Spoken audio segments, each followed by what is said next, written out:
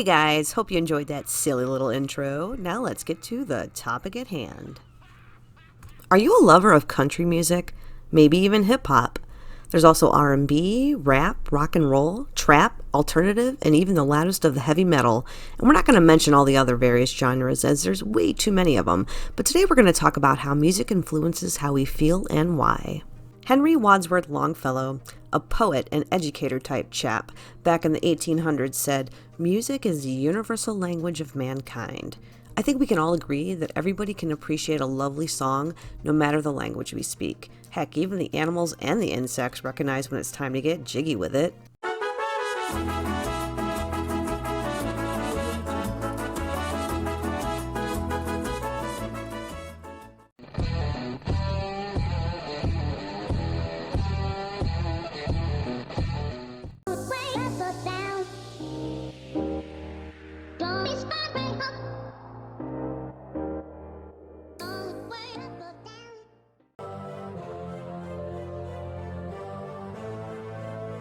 Why don't you go get lost somewhere where they don't have a found department? Hey baby, you looking pretty fine. Why don't you come over here and let me get your number? Are you serious? I've already told you like 10 times to leave me the hell alone. I don't know these idiots. Have you ever wondered how your emotions can change pretty quickly when listening to a certain type of music or even a specific song? This is because music changes our brain chemistry. If you're in a bad mood, it can make you feel better. It can get you excited for a night out. It helps to pass the time. It can help you fall asleep. It can also make you cry. It can get you through a workout. It makes the workday less mundane. It can calm you down, and it can also trigger memories. Ever wonder why most TV shows have theme songs? This is all by design, so that anywhere you hear that familiar tune, you will think about that specific TV show. Let's test your knowledge. Can you guess the television show by this theme song? Thank you for being a friend. Travel down the road and back again. Your heart is true. You're a pal and a confidant. So, what television show was that theme song from? If you guessed the Golden Girls, you are 100% correct. Don't be too upset if you didn't get it right. I'm going to give you another shot to redeem yourself. All right, can you guess which TV show this theme song is from? Sometimes you want to go where everybody knows your name. And they're always glad you came. You want to be where you can see the troubles are all the same. You want to go where everybody knows your name. If you guessed the show Cheers, you are also 100% correcto. Don't fret if you didn't get the first two. You're going to get one last opportunity to make it right. Here's the theme song. Now you got to guess what TV show this is from. Love and marriage, go together like a horse and carriage. This I tell ya, brother, you can't have one without the other. If you guessed Married with Children, thank your brain for having such amazing recall. If you didn't get it, it could just be that you're not familiar with the show, but either way, it's pretty cool what our brains can do. Wow! I hope you're still engaged and enjoying this video. There's nothing more that I would love for you to watch the whole thing. And if you won't listen to reason, there's always this guy, so take your hand off that mouse. Hearing a song that we're familiar with and that we like can trigger an emotional associative response. These songs can induce dopamine, which is the chemical of reward. Essentially, it's a pleasure hit that grants feelings of euphoria. In the movie The Hangover, we kind of see an example of this. Mike Tyson is pretty hyped up and playing the air drums because he's at a favorite part of a song that he really likes. Many songs can arouse our emotional triggers, bringing back memories, whether they're good or bad. Think about the last time you were on a date and having a great time. You're full of nervous excitement, and the anticipation is super high at the possibility of what later might bring. On this date, you two decide to get some food at a pretty hip little restaurant.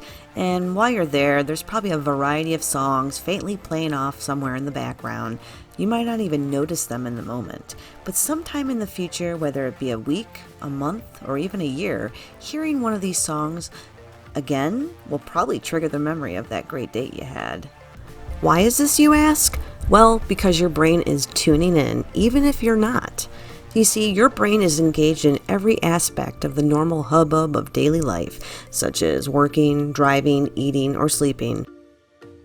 What about the pain involved with the ending of a relationship? I'm sure we all know just how hard that can be. During times of sadness, we will often turn to listening to songs that are equally sad. And why do we do this? It's so we can release those feelings of grief. It's a form of self-soothing. And just as happy memories are tethered to upbeat songs, the same can go for sadness being tied to songs that we allow that emotional release with. Who here hasn't had an all-out blubber session or two in their life over some sappy song? Or is that just, me? Awkward. Think about the music that plays inside movies. They are great at manipulating our emotions, with the melodramatic music growing ever so loud as the saddest scene unfolds. Think about it when the heroine is dying. Okay. I'm not giving any shade. I am just as vulnerable to crying to some of this stuff too. Do you remember how you felt in the movie Lion King when Scar betrays his brother, allowing him to fall into the valley of the trampling wildebeest, essentially killing him? And what's worse is he allows Simba to believe that it was his fault that Mufasa dies. Is this not the saddest thing? This scene drives home the sadness even further because it's accompanied by music that makes you feel like crying. It makes you consider how you would feel if you were Simba. I want to go over a couple more examples of how music inside of the movies can shape how we feel. I'm not going to give many, but there's a couple that I do want to touch on because they're a little funny. Unfortunately, I won't be able to play that music because YouTube is super strict about that, but I hope you enjoy it nonetheless. I want to give you a big thanks for making it this far into the video, and I hope that you continue to watch the rest of it. This is my first time doing a video like this, and I hope you're enjoying it. And if you're not, I'm gonna send this dude after you, so you better stay put. Seriously, that is not a real threat, or is it? Here's another example of how our emotions are affected by music. When was the last time you heard My Heart Will Go On? You know, the song from Titanic. When's the last time you heard that without wanting to pimp slap Rose for not sharing that big wooden door? Or at least taking turns in the ice bath? I actually have the scene with them two struggling to get on that door, you know, in the ocean, but the dialogue is a little different. I hope you guys like that little scene that I put together for you. Anyway, I'm going to use a different example using the infamous scene from the movie Tropic Thunder with Tom Cruise. I know you all remember it. So think back to this scene, and Tom Cruise is getting pretty animated when he turns on that song Apple Bottom Jeans, right? So could you compare that scene to an instance in your own life? I bet you could. So maybe you're bored at work. All of a sudden, your favorite song comes on the radio, and bam! You turn into a dancing moron in front of your buddies or your coworkers. That's the beauty of what music can do to change your whole demeanor. Your brain is taking another hit of that dopamine. Oh, and I should have included this earlier when I was talking about theme songs, but this is like a really funny scene also from Tropic Thunder. I know you'll remember it.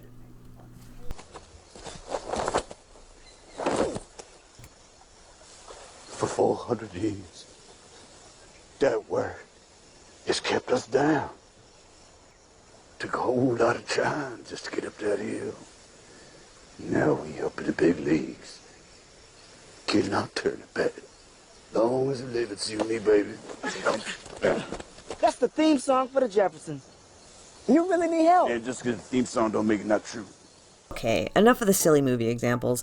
Let's get back to the main topic. Want to know the easiest way to understand just how music has such an impact on our brain?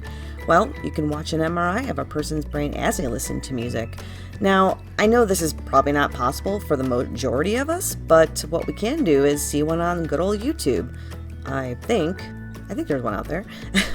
Anyway, well, when a person's listening to music, The part of the brain that controls emotions, which is called the limbic system, well, that system shows a big increase in activity. This will probably blow some of you away. It might even make you sad. It probably will do both. Music can improve our cognitive function. So listening to music helps organize the firing of nerve cells in the right half of the brain. That includes the cerebral cortex. This is the part of the brain that's responsible for higher function. Essentially, it's warming up and it's exercising those brain cells that don't work as well any longer.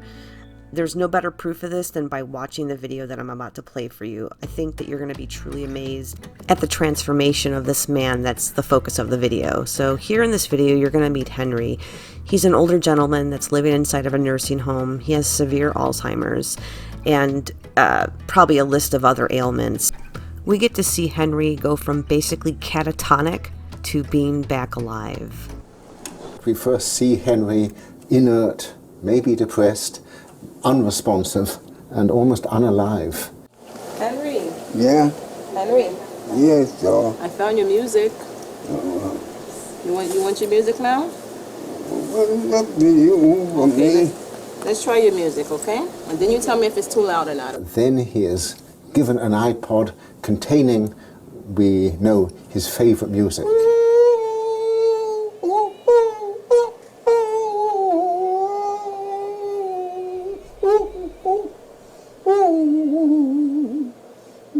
And immediately by the music. And he used to always sit on the unit with his head like this. He didn't really talk to much people. And then when I introduced the music to him, this is his reaction ever since.